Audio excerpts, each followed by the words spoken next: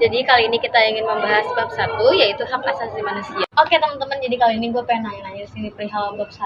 Nah, hak asasi manusia nih, menurut lo apa sih, Jel? Menurut gue itu hak asasi manusia itu hak yang udah Tuhan kasih buat kita. Nah, HAM itu juga merupakan satu anugerah loh yang Tuhan udah kasih buat kita semua. Dan menurut gue itu paling wajib buat kita hormati, kita junjung tinggi. Menurut kalian bagaimana sih hubungan antara agama dan HAM itu sendiri? Kalau menurut gua, agama dan HAM itu memiliki hubungan yang erat. Nah, kalau agama itu bisa menjadi sumber inspirasi dan motivasi untuk melindungi HAM. Nah, sedangkan HAM itu dapat menjadi sarana untuk mewujudkan nilai agama di kehidupan sehari-hari. Oke, Madeline, sekarang gue mau nanya sama lo. Kalau menurut lo tuh bagaimana sih agama memandang pentingnya hak asasi manusia itu tersebut? Agama memandang pentingnya HAM karena manusia diciptakan oleh Tuhan dengan martabat dan harga diri yang sama manusia. Nah, makanya itu setiap manusia itu harus dilindungi dan dihormati hak asasinya. Nah, kita kan lagi belajar tentang HAM ya. Nah, gue masih bingung nih, gimana sih cara mewujudin HAM itu di kehidupan rohani Kristen? Kalau menurut gue ya, kita tuh yang pertama perlu menghormati kebebasan beragama itu tersendiri. Terus yang kedua itu meningkatkan spiritual kita gitu. Terus yang ketiga itu meningkatkan pendidikan. Nah, yang keempat itu ya sikap toleransi kita. Gitu teman-teman.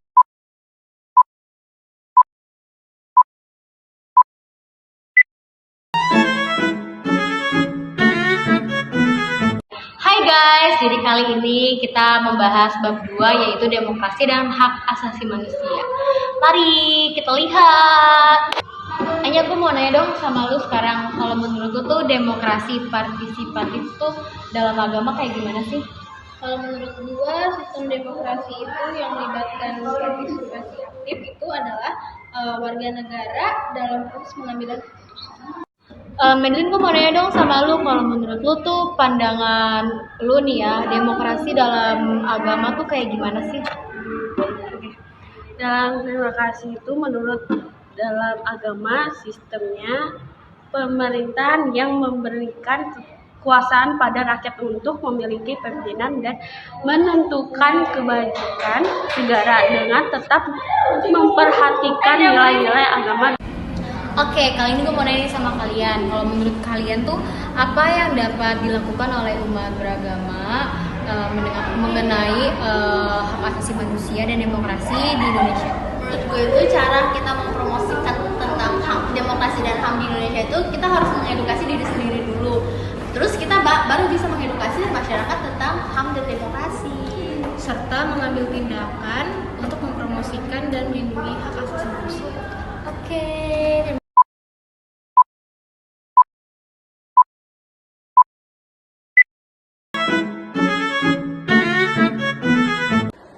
Shalom teman-teman. Jadi kali ini kita mau membahas soal bab 3 yaitu talenta. Check it out. Nah, Angel, gue mau nanya nih sama lu. Menurut lu talenta itu apa sih? Nah, talenta itu adalah kemampuan, bakat, atau sumber daya alam yang Tuhan kasih buat kita untuk melayani Tuhan dan memuliakan nama Tuhan. Oh, jadi gitu. Ya, seperti itu. Nah, kalau lu nih, menurut lu apa sih tujuan dengan daya talenta itu? Tujuan menurut gua untuk memuliakan Tuhan, menghargai sesama, dan untuk memberkati bangsa dan juga negara. Wih, keren banget ya. Nah, Madeline, gue mau nanya sama lu nih, kalau menurut lu gimana sih cara menggunakan talenta itu sendiri?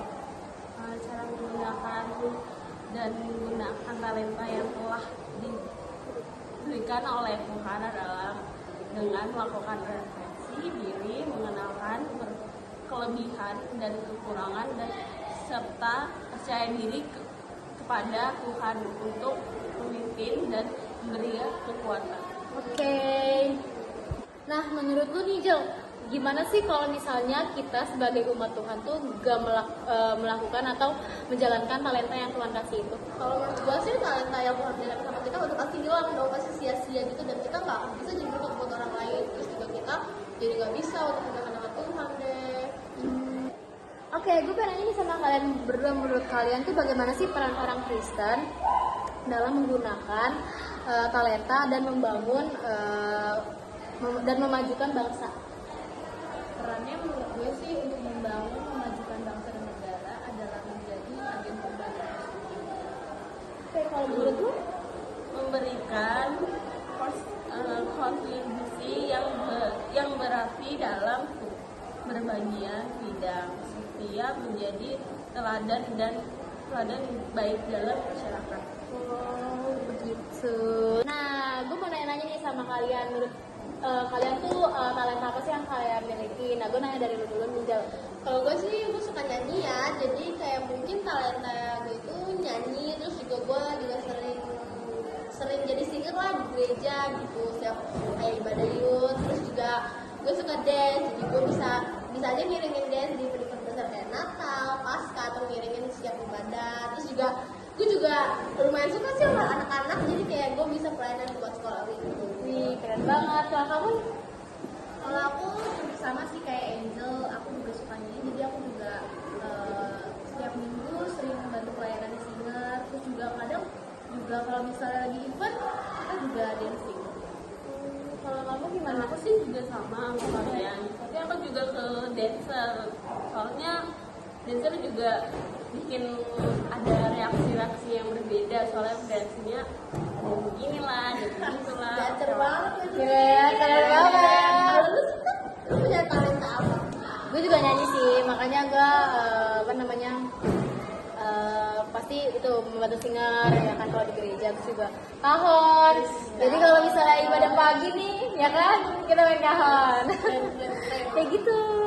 Kalau kalian apa?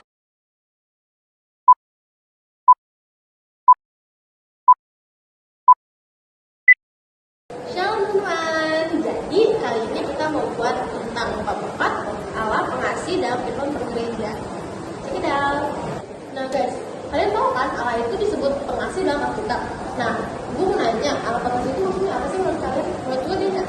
Kalau menurut gue sih Allah yang pengasih itu adalah Allah yang masih dinikmati dan memulihkan. Betul. Nah teman-teman, jadi itu kan Allah itu kan disebut pengasih karena Allah itu ngasih kita dan juga udah memberikan umat-umatnya kan. Nah gimana sih caranya Allah untuk memberikan umat-umatnya? Jadi Allah itu mengutus Yesus Kristus untuk menyelamatkan umatnya. Berarti sangat-sangat besar ya yang Tuhan Allah buat kita. Betul sekali. Betul. Gimana sih cara Allah untuk memulihkan kehidupan bergereja? Dengan memutuskan Roh Kudus untuk memimpin dalam menggunakan jemaat. Oh, jadi Tuhan itu menggunakan jemaatnya untuk melayani. Aku mau nanya sama kalian semua, menurut kalian itu gimana sih cara umat Kristen untuk melakukan kehidupan bergereja yang sehat dan benar gitu? Kalau menurut gue sih dengan mengikuti acara keagamaan, kayak misalnya nih kan kalau misalnya di gereja ada retret, kita ikut retret atau bahkan perayaan-perayaan lainnya yang lebih mendalami buat kita dekat dengan Tuhan. Terus juga kita bisa baca kitab tiap hari, terus habis itu pasti berdoa dan beribadah. Dan juga mengikuti kegiatan gereja dan juga melayani bersama. Berarti kita harus meresap firman dan melakukannya. Betul sekali.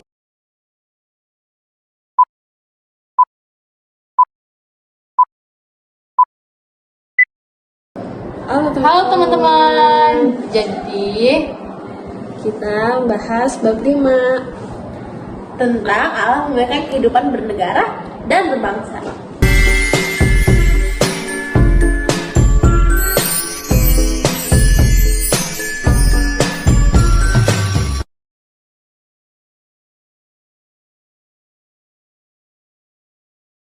Sin, aku mau nanya nih. Nah, peran apa yang dimiliki umat beragama dalam memilihkan kehidupan beragama dan negara?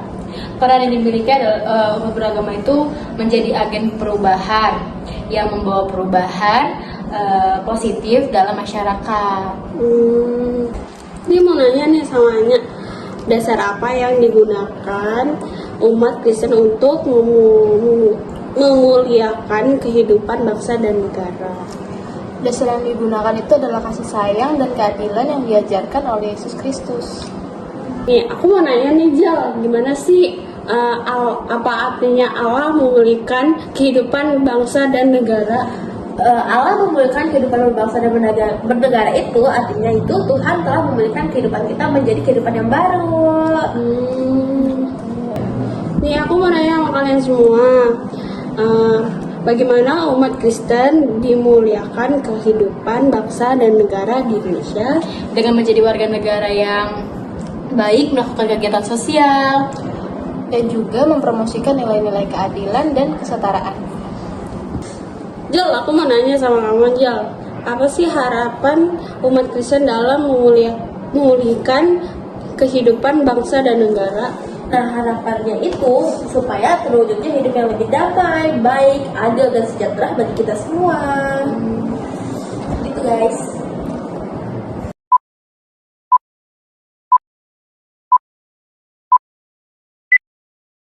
Hai teman-teman. Hari ini bahas bab 6.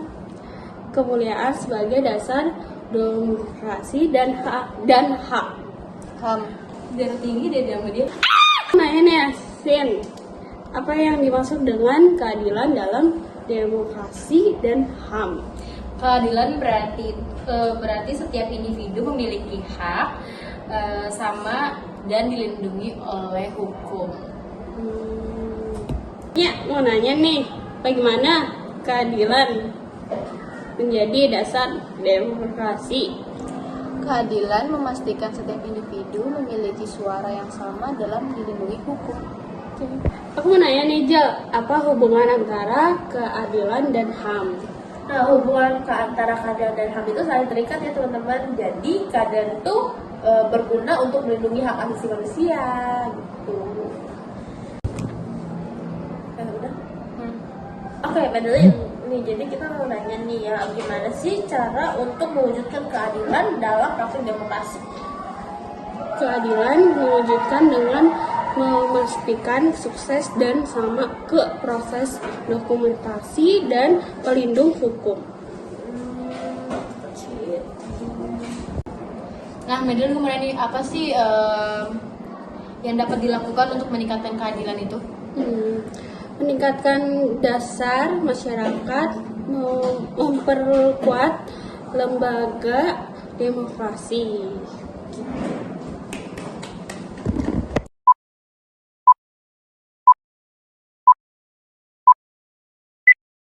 Are you down with it? If you're in the mood, can take it to the moon. Like a movie scene, table for two. No need to be fair, I want you instead. Oke, gue mau nanya nih sama Madeline. Menurut lu apa sih damai sejahtera? Oh, damai sejahtera berarti keadaan yang aman, tentram, dan sejahtera baik secara fisik maupun spiritual. Gelap. Lagi gelap. Gue mau nanya sama Lunjel, bagaimana sih cara mencapai damai sejahtera menurut lu? Nah, cara mencapai damai sejahtera itu dengan kita memiliki iman yang kuat. Terus juga kita memiliki hubungan dekat sama Allah. Terus kita juga percaya sama Tuhan. Terus kita juga melakukan apa yang Tuhan minta ke kita. Oke. Nah, gue mulai nih sama lu nya, gimana sih cara kita mempertahankan damai sejahtera itu sendiri? Kalau menurut gue, untuk mempertahankan damai sejahtera itu dengan cara berdoa, mendekatkan diri kepada Tuhan, dan juga mempercayai Allah dan melakukan kehendaknya. Nah, gue mau nanya nih, apa peran damai sejahtera dalam kehidupan Kristen? Terus juga gue masih bingung contohnya gimana sih? Menurut gua, damai sejahtera memiliki peran penting dalam kehidupan Kristen karena memberikan kekuatan dan motivasi untuk hidup sesuai dengan kehendak Allah.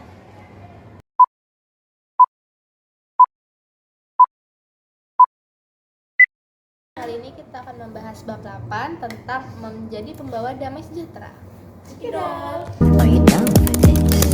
If you're in the mood, can take it to the moon.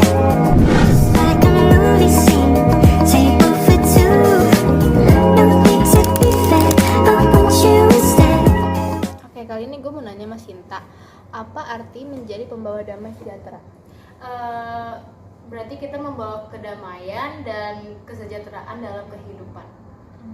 Oke Madeline, gue mau nanya nih sama lu, dasar apa sih yang digunakan untuk menjadi pembawa damai sejahtera? Kasih sayang dan keadilan. Oke, gue mau nanya nih sama lu Angel, bagaimana cara menjadi pembawa damai sejahtera? Nah, dengan cara kita itu harus menjadi warga yang baik dan melakukan seluruh kegiatan sosial, misalnya kayak Jumat Berkah, terus juga apapun dan lain sebagainya lah, pokoknya berhubungan dengan sosial gitu. Oke. Nanya nih ke lu nih, apa sih harapan lu supaya kita menjadi pembawa damai sejahtera? Harapan gue sih biar terwujudnya kehidupan yang lebih baik, adil dan juga sejahtera.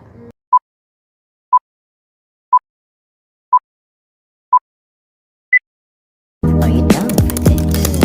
If you're in the mood, we can take it to the moon. Just like a movie scene, table for two. No need to be fair, I want you instead. Oke, gue mau nanya sama lu Sin, apa pandangan agama Kristen tentang ras, etnis dan gender menurut lu?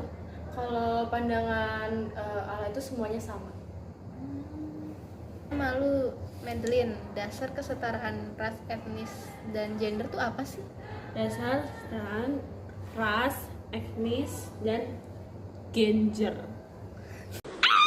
Oke, gue mau nanya nih sama Madeline, menurut lu dasar kesetaraan ras, etnis dan gender tuh apa sih? Kejadian manusia menurut gambar Allah.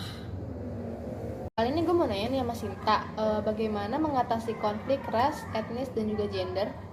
Mengatasi konflik itu dengan cara komunikasi yang terbuka, terus empati dan mencari solusi yang bersama.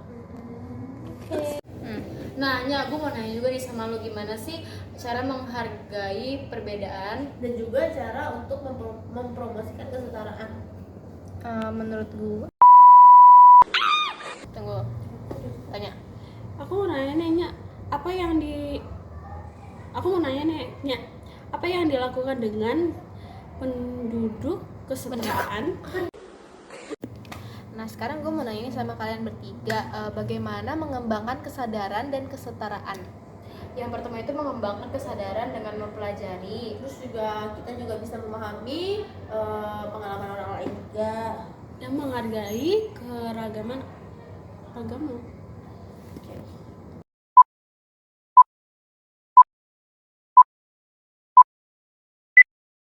Halo guys, jadi kita hari ini mau bahas bab 10 tentang multikultur. Nah, jadi gue mau tanya nih ke lu sih, menurut lu apa sih arti multikultur itu? Multikultur itu kondisi masyarakat yang terdiri dari berbagai budaya, suku, agama, dan latar belakang yang berbeda-beda. Nah, menurut kalian nih, apa sih yang menjadi dasar Alkitab untuk kita memahami apa arti yang multikultur? Dalam kisah Rasul 10 ayat 34-35 yang menjelaskan bahwa Allah tidak membedakan antara orang-orang dari berbagai bangsa. Nah, gue mau nanya satu lagi. Menurut lu gimana sih cara sikap Kristen terhadap multikultur itu seperti sebelumnya? Menghargai dan menghormati keragaman budaya, suku, agama, dan latar belakang. Nah sih, lu tau gak sih apa artinya inklusivitas menurut kayak multikultur kayak gitu? Konsep yang menekankan bahwa semua orang tanpa memandang latar belakang, agama, budaya memiliki haknya untuk dihargai dan dihormati. Jadi semua orang berarti mempunyai haknya masing-masing buat dihargai dan dihormati gitu ya? Iya. Oke. Nah, terus kalian tau gak gimana cara berhubungan baik dengan masyarakat multikultur? Menurut lo gimana caranya? Kalau menurut gue untuk membangunnya sih dengan cara kerjasama, terus menghargai terutama ya, terus menghargai apapun itu, suku, bangsa, budaya, semua kita hargai. Terus juga bekerja sama untuk mencapai satu tujuan. Nah kan pasti banyak banget dong tantangan yang bakal dihadapi dengan masyarakat multikultur kayak gitu. Nah menurut lo di sini apa sih tantangan yang akan dihadapi gitu dengan masyarakat multikultur? Ya kalau menurut gue sih kita mengatasi perbedaan budaya, agama dan latar belakang itu serta menghindari konflik dan diskriminasi. Nah, gimana sih peran penting agama dalam memahami multikultur? Dengan cara mempromosikan nilai-nilai agama, kebersamaan, toleransi, terus menghargai keberagaman. Nah, pasti banyak banget kan kayak konflik-konflik antara masyarakat multikultur. Nah, gue masih bingung nih gimana sih cara untuk mengatasi konflik-konflik itu? Kalau menurut gua dengan cara berkomunikasi yang efektif, menghargai, menghormati keberagaman, terus juga yang kayak tadi untuk bekerja sama untuk mencapai satu tujuan. Jadi kayak kita harus saling bekerja sama, terus toleransi, menghormati juga ya. Betul. Nah, kan banyak banget kan dibahas kayak tentang kebersamaan dan kebersamaan di dalam bab multikultur ini. Nah, menurut lo deh, apa sih arti kebersamaan itu? Yang menekankan bahwa semua orang tanpa memandang latar belakang budaya atau agama memiliki hak yang sama untuk menghargai dan menghormati. Jadi kebersamaan itu mengenai latar belakangnya itu saling Toleransi penting banget berarti ya kebersamaan dan masyarakat. Kita kan misalnya video ini sering bahas gimana sih caranya promosikan gitu kan, kayak promosi terus menurut lo di sini gimana sih cara kita untuk mempromosikan masyarakat multikultur ini? Caranya itu dengan mengadakan kegiatan pendidikan, pelatihan, diskusi tentang keberagaman budaya, agama, dan latar belakang. Berarti kita harus sering-sering berdiskusi ya tentang kayak kita, perbedaan kita gitu. Iya, tentang toleransi biar saling menghargai satu sama lain karena budaya Indonesia kan banyak. Iya betul.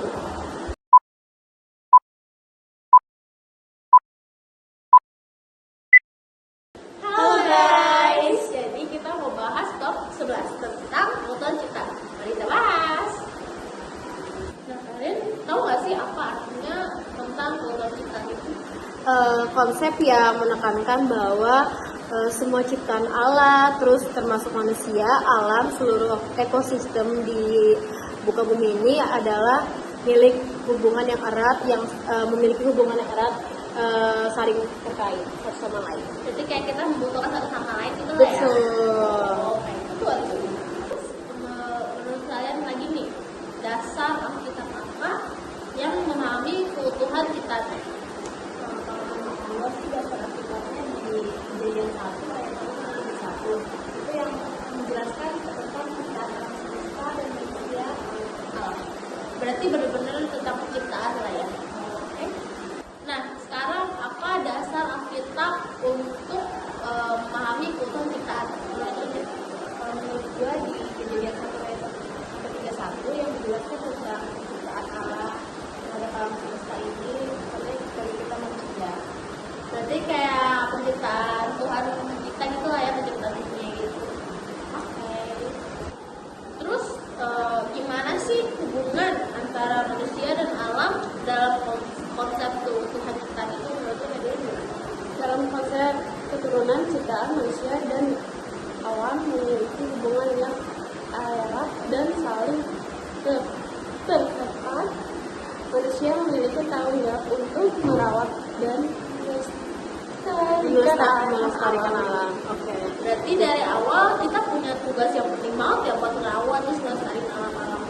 Betul, jadi kita nggak boleh merusak apa yang sudah diciptakan oleh Allah karena semuanya itu Tuhan ciptakan sesuai dengan yang sudah ada dari awal.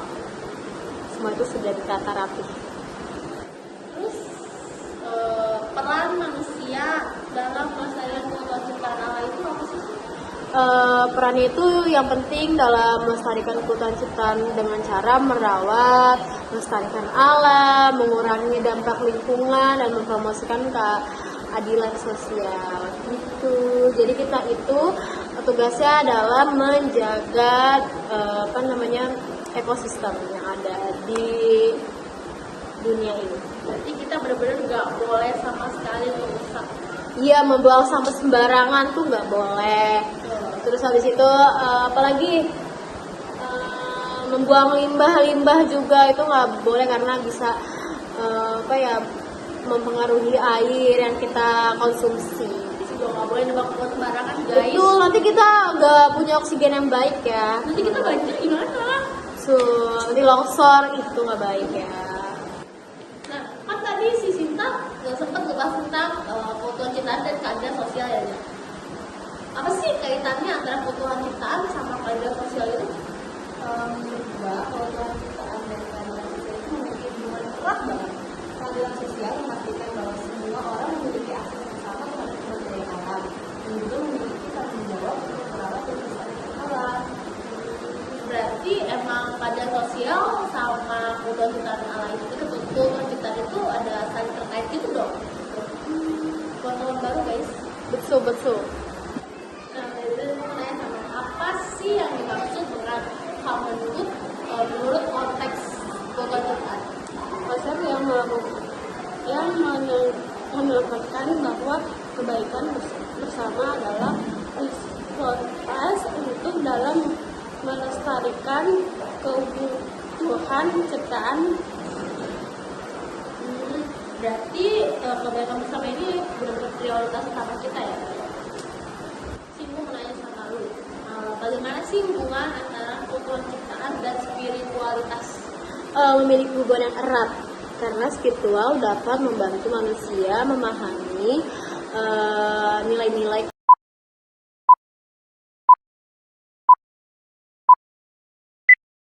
Hai guys, jadi kita mau bahas bab 12 tentang tugas harian kita. Nah, kita bahas. Jadi pertama-tama kita mau cari pengertian tentang tugas harian kita. Apa sih menurut pengertian kita? Adalah keadaan dan kesadaran manusia telah jatuh dalam dosa dan tidak lagi jatuh dalam kesempurnaan yang diinginkan oleh Allah. Berarti kayak Adam dan Hawa dong udah jatuh dalam dosa, tapi dia nggak bisa baik lagi sama Eden. Nah kan tadi kayak kita bahas vulgarian itu adalah keadaan di mana manusia itu jatuh ke dalam dosa dan nggak kembali seperti keadaan yang sempurna dulu. Nah penyebab vulgarian ciptaan itu apa sih?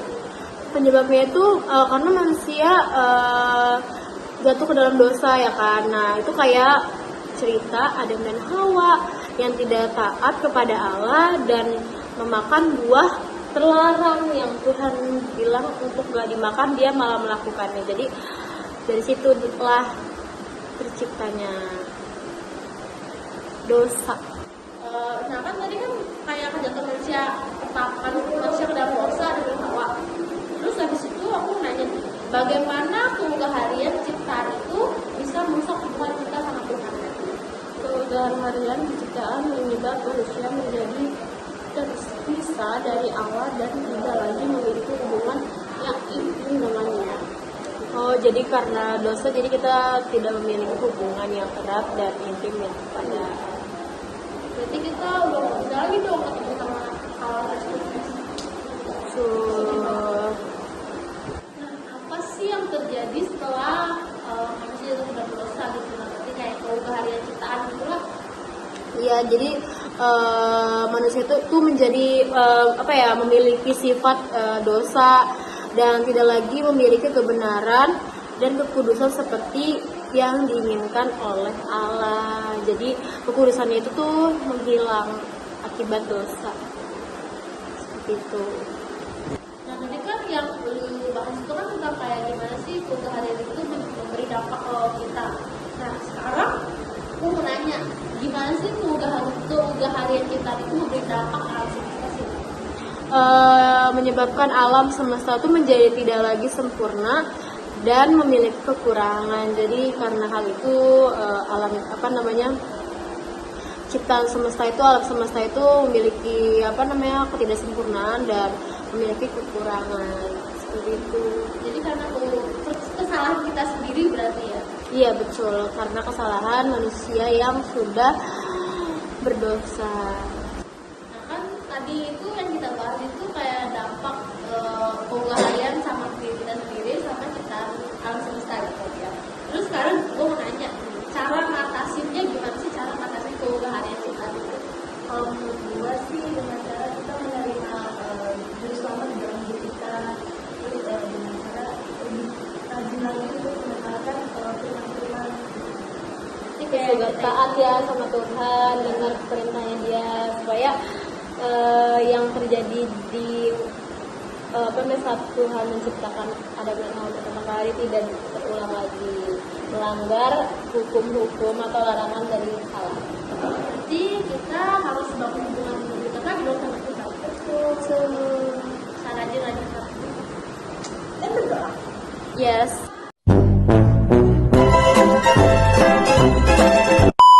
Juga makan lebih dulu.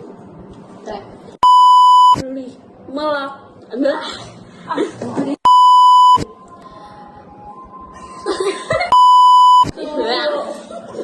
Belikan gereja nggak apa? Apa sih? Berarti Tuhan itu